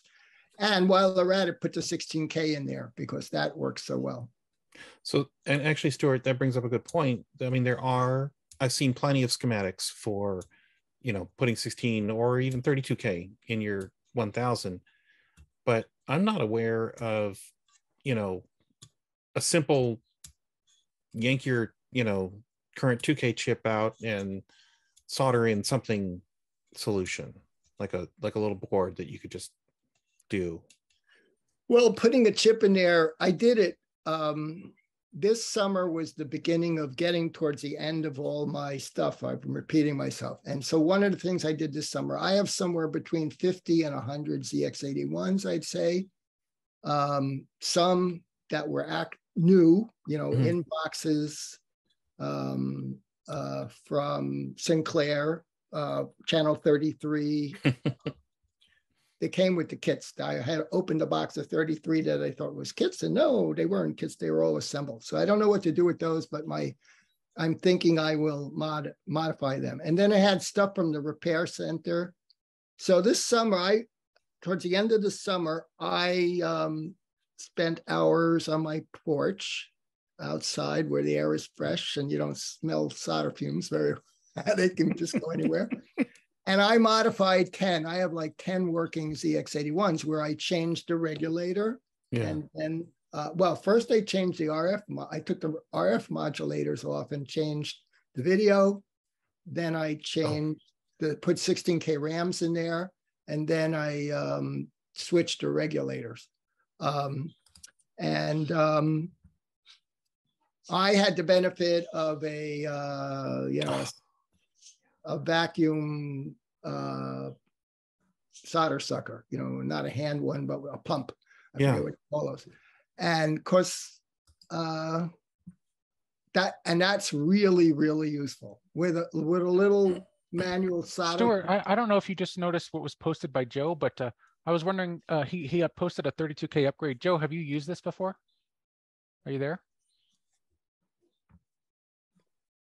Most people use the 32K chip, only bother to modify it for 16K, because using more than 16K gets really tricky. It does. Yeah, no, I've modded all mine internally years ago. So I just noticed that this came out not that long ago. It's just a drop-in replacement with a tiny little surface mount RAM chip. And it looks awesome. Yeah, it looks so much easier than what I did with flying wires. And I've got the ones where I put the decoder in and basically glued it upside down on the on the ZX81 main board, and then have little wires running from the the they call it a dead bug, right? Yeah. Up to the chip and then to the various points on the ZX81 main board. But yeah, that looked like a really easy, almost drop-in solution. It does. I might have to order one of these and check it out. Cool. I think there's some similar ones like that that are available on GitHub as well, open source. Okay. So, but that was just one I remember seeing not too long ago and went, wow, that looks a lot prettier than what I built. Yeah. Now, the majority of the people here who have 1000s or ZX81s, they're 1000s, I assume, and that chip is in a socket. Because I'm working mostly. Really never used my 1000. I only use it for some testing, like testing with the cartridge player for the 1500. Because I'm working with a bunch of ZX81s that have they have the 2 chips soldered in. Most of what I was working on did not have sockets. I did a couple of 1000s and I put Stewart's tactile keyboard in them, and I upgraded it to 16K. It was just 1 chip, but I had to run 3 jumpers. Okay. I mean, and it worked great. I didn't change the regulator though. I probably need to do that. But the textile keypad in the 16K built into the 1000 is awesome. The only difference I'm finding, or I found, the ZX81s, a lot of them had a 1K chip, I guess. Mm-hmm. And there's a jumper on the motherboard. It's either soldered for the 1K or the 2K. If it has the 1K, you have to add an extra wire to the chip for it to work right. Yeah. Okay. Willie, you're one of the few people who ordered a tactile keyboard from me. Of course, I didn't advertise them for the 1500. Right. Yeah. Oh, yeah. Oh, I love it. That? Did that work out? Awesome. Yeah, it worked out great. Willie, you're going to have to show us next time. Awesome. Yeah. Okay. It is really neat. Yeah. I So mean, you really got the good feel. Plus, you got the big rubber keys anyway. But with the little click that it kind of gives you, it's the feedback is just awesome. Oh my. Yeah, I haven't David, sold that. We're down to about 5 minutes. If you want to, maybe we can start wrapping up and talk about when the next meeting is too. This has been crazy. Just time has flown. So we 30 seconds more on this topic. Go ahead. So if things go well, the second iteration board, Tim's gonna order a prototype, I guess, if you didn't already. We verify that they're good. I'm gonna put it in order, and if there's anybody here who's gonna want a printer board to play with, if you'll just get me your address, I will mail you one. Okay. Wow. The next meeting will tell you where the status is of that. We're not in a rush. We're not, this is not a high pressure thing, but we are both motivated. So it will happen in good time. But probably the next time we have a meeting like this, I'll be able to either say I have boards or I have board. Getting them really soon. And if anybody would like a board to play with, I'll just collect addresses and mail you a board. That is awesome, Stewart. Okay, David.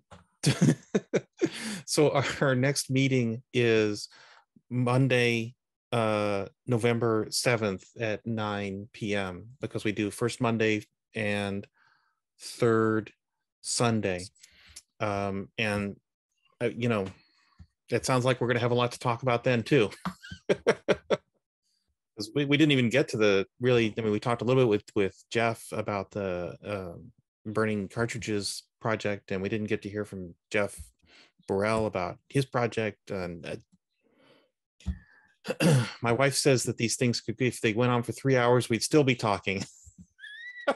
I want to say I really appreciated hearing from Johnny. I don't know if was that prearranged, David? Did you contact I Johnny? asked it. Well, he said he was going to come, and I was like, okay, but I want to, ask some specific questions for you. So please, come and let me pump you, and also make more people aware of your website, because because I learned a ton about disk drive. I don't know anything about disk drive systems on the Timex. Right. So it's like I was blown away. World.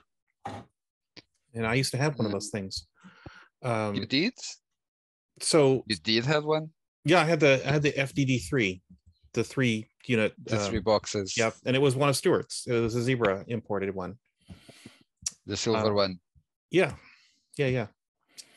So is there anybody want to give me anything we want to talk about at the next meeting, and I'll write it down and make sure we get to it? I only have to announce that next weekend will be the 2nd anniversary of the Lower ZX Museum. Oh, wow. There will be some, I think João is going to make some videos, live videos on it. Not sure if you also seen the English version of the 5th meeting of the Timex employee meeting that was done on the museum. I have not. No. I'm just going to put the URL in the, sorry. I can put you the. Can you put the URL in the chat? Cool. Thank you. This is the video. It was translated to English with the meeting. Okay. With lots of, there was like, I don't know, 70 people that work on Timex Portugal. Wow. Wow. So these were people from Timex from back in the 80s? Portugal. Yes. Portugal. Wow. People That's from the, when was only clocks, people from the computers.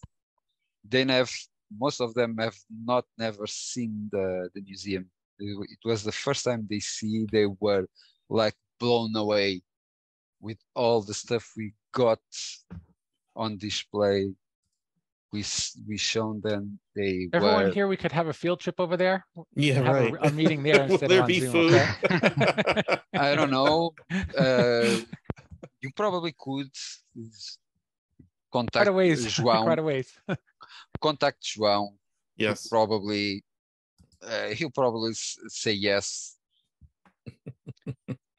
You have not seen them. I don't know. I believe there is a virtual visit on the museum. Not sure if it's online or not. Probably somewhere on the website, but it doesn't show everything, of course. Okay. Is there anything else that anybody wants me to, make sure we cover on the 7th? I've got Ingo's IO port. He's gone, but I've got Ingo's IO port. Well, I'd like to hear the. Go ahead. That meeting is 2 a.m. to 4 a.m. Right. Portugal. I will be dead sleeping. Right. You were going to say, Adam? I think you're muted, Adam, somehow. No, we are not hearing. Oh, that's... Can you hear me now? Yes. Yes. Oh, I think I have a loose wire in here. Anyway, if you can hear me now, I was going to say I would like to hear more about next week, how that doc file is going, and how I'd like to see that work. That'd be amazing. Okay. Yeah. Make sure we talk about that. It seems like that there's a critical mass of folks who want to do machine language programming, learn machine language programming. Am I reading the room correctly there? Oh my God, I just saw Willie's arms go up. We actually have some folks who are pretty smart in that regard, like Keith, and well, a bunch of folks. Maybe we could explore that as I hesitate to say another meeting. Well, like a separate meeting, you mean? One where we can get together and just, talk about programming or something. Maybe we just talk about. You mean more nerdy things? Is that what you're saying? More nerdy than this? More nerdy than this, yes. Or should I say geeky? Is it geeky? It's both. Okay. It's both. Well, I think people telling us what tools they find the most useful, like which emulator is the best, answering questions like Adam's, which one actually lets you single step and look at registers. That's for explaining the tools and actually the way you found to do it. I think that's the best. Or explaining the best documentation for understanding at least the IO commands on the various computers. rather than, I don't think anybody's should be, we're not looking for a session where somebody talks about the Z-idiot instruction set. But as far as environment that works for you, I think that's a very good addition. And, where are the ports that you can use on these computers that don't interfere, with other stuff. The ones that are already taken. That's the essential sauce that's missing. Everybody else can, find resources on the instruction set. Well, and having people to bounce ideas off of in terms of, debugging or trying to understand code or something that you're working on, that's very helpful, especially when you have somebody who's done a lot or knows more than you do. But even people who don't, have this, don't know more, can bring a different, perspective and help you figure stuff out. Let's talk about that in email, and maybe we'll do some third geek nerd dork sessions. There's one last thing I wanted to say, David. This is really just a thank you to you, because I've been doing updates to my Valley Alley website, and it's because you were doing updates to your website, and which I guess we never did hear about, but next time. Right, next time. So it's you kind of inspired me to do some more updates, even just a few, and because I've neglected that site for so long. So get back on it. Yeah. And then submit it to that list that I sent you. That email, the email that I sent you the other day. Oh, okay. I'll forward it. If there's an email that comes out every 2 weeks about 8-bit systems, and it's sort of a nostalgia trip, but it's kind of interesting. I'll forward a copy to the list so everybody can see it. All right, thank you, everyone. This has been another fantastic meeting. I mean, I just absolutely loved every minute of it. It went by too fast. Bye, everyone. See you next time. Bye. Next time. Thank you. Bye.